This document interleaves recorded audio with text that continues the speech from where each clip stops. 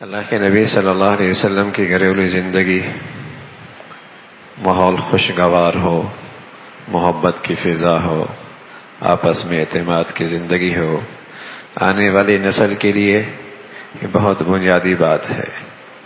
اولاد کی تربیت کے لیے گھریلو زندگی کا سازگار ہونا اور میاں بیوی کا محبت اور اعتماد کے ساتھ رہنا ان کی تربیت کی ایک بنیادی چیز ہے۔ تو یہ گھر کے ماحول سازگار ہونے کے لیے ایک بنیادی بات اللہ کے نبی نے یہ بتائی ہے اپنے گھر کے نمونے سے کہ وہاں نیکی کو فروغ دے دو، نیکی کو فروغ دے دو۔ اگر گھر کی زندگیاں خواہشات پہ کھڑی ہوں گی نا تو خواہشات تو بھائی ٹکرایا کرتی ہیں، بہن بھائی آپس میں ٹکرائیں گے، میاں بیوی آپس میں ٹکرائیں گے، خواہشات ٹکرایا کرتی ہیں، مقابلے میں آ جا کرتی ہیں، اس کی خواہش یہ ہے، اس کی خواہش یہ ہے، ٹکرا جائیں گی۔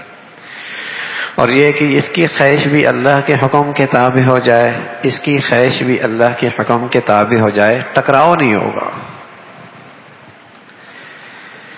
اگر زندگی کی گھریلو زندگی کی اٹھان آپ نے خواہشات پہ رکھی ہے، خواہشات پہ رکھی ہے، ٹکراؤ ہوگا، بہن بھائی کا بھی ہوگا، میاں بیوی کا بھی ہوگا۔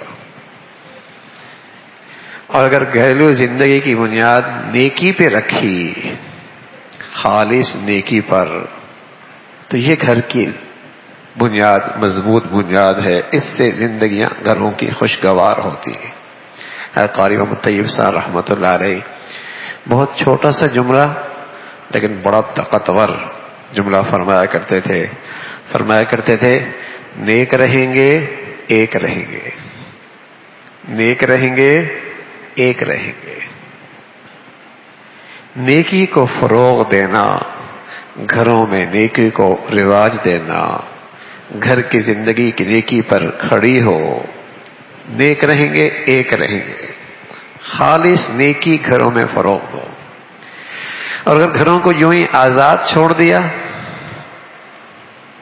تو وہ ٹکراؤ ہوگا، وہ ٹکراؤ ہوگا، سکے بہن بھائیوں میں بھی ہوگا، سکی بہنوں میں بھی ہوگا، سکے بھائیوں میں بھی ہوگا۔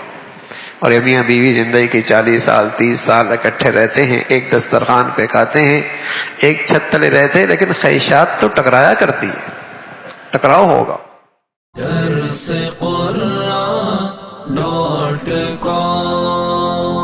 www.darsequran.com